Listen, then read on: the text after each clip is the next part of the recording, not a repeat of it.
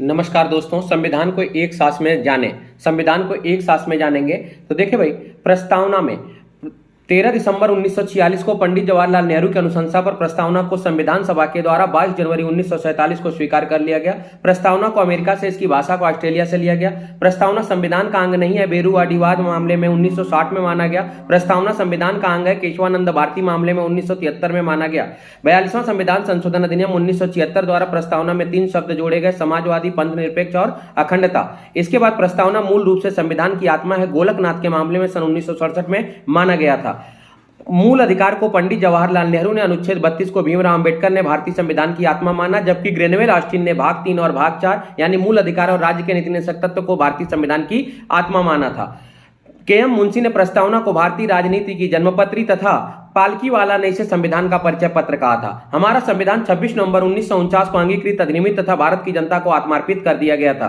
हमारे संविधान में राज्य की 5 विशेषता बताई गई: संपूर्ण प्रभुत्व संपन्न, समाजवादी, पंथ निरपेक्ष, लोकतंत्र, गणराज्य। 3 प्रकार के न्याय बताए गए: सामाजिक, आर्थिक और राजनैतिक। 5 प्रकार की स्वतंत्रता बताई गई: विचार, अभिव्यक्ति, विश्वास, धर्म और उपासना। उसके बाद मैंने आपको बताया होगा कि 2 प्रकार की समानता दी गई है: प्रतिष्ठा और अवसर। अनुच्छेद 1 की बात करें तो भारत या इंडिया राज्यों का एक संघ होगा। अनुच्छेद 2 में नए राज्यों का प्रवेश और स्थापना। अनुच्छेद 3 में राज्यों के नाम, सीमा में परिवर्तन, राज्यों का विभाजन। अनुच्छेद 4 में अनुच्छेद 2, 3 के तहत किया गया परिवर्तन संविधान संशोधन का हिस्सा नहीं होगा। अनुच्छेद 5 में आरंभ में राज्यों में नागरिकता का प्रावधान किया गया।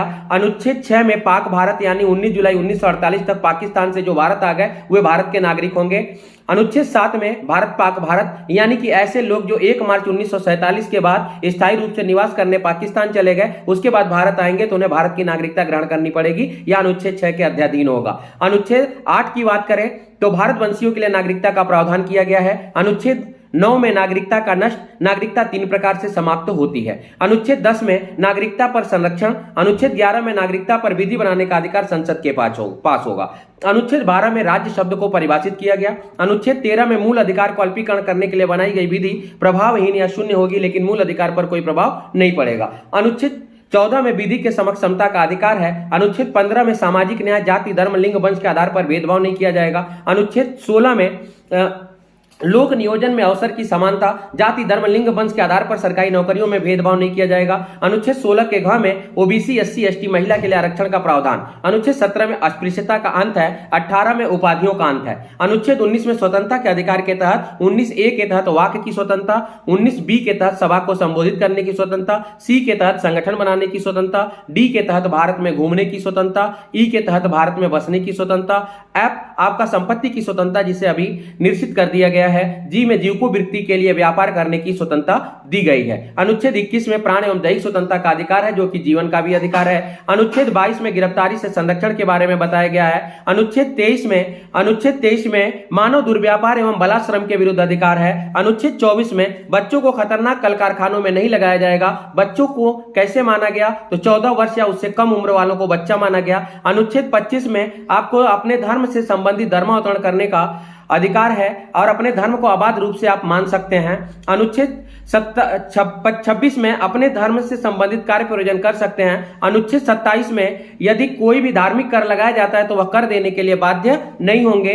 अनुच्छेद 28 में शासकीय विद्यालयों में धार्मिक शिक्षा नहीं दी जाएगी। अनुच्छेद 29 में अल्पसंख्यक शिक्षा, संस्कृति, लिपि को संरक्षण दिया गया है, यह सभी भारतवासियों का अधिकार है। अनुच्छेद 30 में अल्पसंख्यक लोग अपने धर्म से संबंधित शिक्षण संस्थान खोल सकते हैं। अनुच्छेद 31 44वें संविधान संशोधन अधिनियम 1978 के द्वारा निश्चित हो गया है। अनुच्छेद 32 में संवैधानिक उपचारों का अधिकार है, जिसे भीमराव अंबेडकर ने भारतीय संविधान की आत्मा कहा था। अनुच्छेद 33 में मूल अधिकार प्रशासनिक कार्य में लगे हुए व्यक्ति या सेना के व्यक्ति पर लागू नहीं होता। अनुच्छेद 34 में सेना विधि पर मूल अधिकार लागू नहीं होगा। अनुच्छेद 35 में मूल अधिकार पर विधि बनाने का अधिकार संसद के पास होगा। अनुच्छेद 36 में राज्य को 12 की तरह परिभाषित किया गया, अनुच्छेद 12 की तरह। अनुच्छेद 37 में राज्य के नीति निषेध तत्व को राज्यों के द्वारा लागू किया जाएगा, चाहे तो राज्य अपने विधि प्रावधान में इसका प्रयोग कर सकता है। अनुच्छेद 38 में राज्यों को कल्याणकारी बनाने के लिए आर्थिक असमानता तथा अवसर की असमानता को समाप्त किया जाएगा।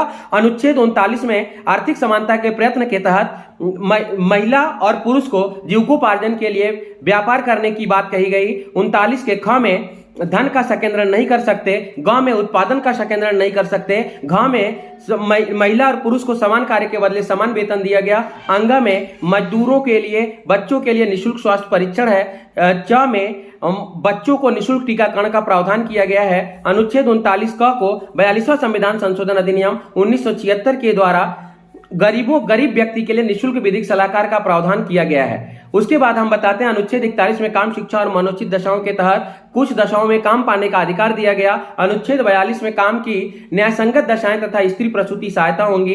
अनुच्छेद 43 में कर्मकारों के जीवन निर्वहन के लिए न्यूनतम मजदूरी का प्रावधान होगा। 43 के क में मजदूरों को प्रबंधन में भागीदारी दी गई है। अनुच्छेद 44 में समान नागरिक संहिता है जो केवल गोवा राज्य में लागू है। अनुच्छेद 45 में 6 वर्ष से कम उम्र के बच्चों के लिए आंगनवाड़ी व्यवस्था के तहत शिक्षा का प्रावधान किया गया है। अनुच्छेद 46 में यदि मान लीजिए कि राज्य चाहे तो अर्थ यानी धन में आरक्षण का प्रावधान या छूट दे सकती है ओबीसी को, SC ST और महिला को। उसके बाद देखें अनुच्छेद 47 में पोषक तत्व एवं पोषाहार और मद्य निषेध है। अनुच्छेद 48 में वन्य कृषि एवं पशुपालन है। 48 के क में वन्य जीव एवं पर्यावरण संरक्षण की बात की गई है। अनुच्छेद 49 में राष्ट्रीय स्मारकों एवं धरोहरों का संरक्षण है। 50 में कार्यपालिका एवं न्यायपालिका का पृथक्करण किया गया है। 51 में अंतरराष्ट्रीय शांति सुरक्षा एवं लोक अभिवृद्धि है। अनुच्छेद 51 के क में मौलिक कर्तव्य है। अनुच्छेद 52 में भारत का एक राष्ट्रपति होगा। 53 में संघ के कार्यपालिका की शक्ति इनमें निहित होगी तथा यह तीनों सेनाओं का सर्वोच्च सेनापति होगा। अनुच्छेद 54 में राष्ट्रपति के निर्वाचक मंडल के बारे में बताया गया है। अनुच्छेद 55 में राष्ट्रपति के निर्वाचन की रीति है जिसमें हस्ताक्षरी, एकल मत, अनुपातिक और संक्रमणी प्रणाली के द्वारा राष्ट्रपति का निर्वाचन किया जाएगा। अनुच्छेद 56 में राष्ट्रपति के कार्यकाल के बारे में बताया गया है। अनुच्छेद 57 में राष्ट्रपति के पुनः निर्वाचन के बारे में बताया गया है। अनुच्छेद 58 में राष्ट्रपति की योग्यता बताई गई है। अनुच्छेद 59 में राष्ट्रपति पद पर बनने से पहले वह व्यक्ति यदि किसी अन्य पद पर है, वह पद लाभ का पद नहीं है, तो वह व्यक्ति राष्ट्रपति बनते ही पूर्व वाला पद अपने आप क्या हो जाता है भाई, खाली हो जाता है। अनुच्छेद 60 में शपथ दिलाया जाएगा राष्ट्रपति को उच्चतम न्यायालय के मुख्य न्यायाधीश के द्वारा। अनुच्छेद 61 में महाभियोग प्रक्रिया के बारे में बताया गया है। अनुच्छेद 62 में राष्ट्रपति का पद अधिकतम 6 माह में भर लिया जाएगा। अनुच्छेद 63 में भारत का एक उपराष्ट्रपति होगा। अनुच्छेद 64 में उपराष्ट्रपति राज्यसभा का पदेन सभापति होगा। अनुच्छेद 66 में राष्ट्रपति के निर्वाचन के बारे में बताया, उपराष्ट्रपति के निर्वाचन के बारे में बताया गया है। इसके बाद अनुच्छेद 72 की बात करें तो राष्ट्रपति के क्षमादान की शक्ति दी गई है। अनुच्छेद 72 में राष्ट्रपति के क्षमादान की शक्ति दी गई है। अनुच्छेद 74 में संघ का एक मंत्री परिषद होगा जो राष्ट्रपति को सलाह एवं सहायता प्रदान करेगा। अनुच्छेद 75 में भारत मंत्री परिषद का गठन या विस्तार होगा।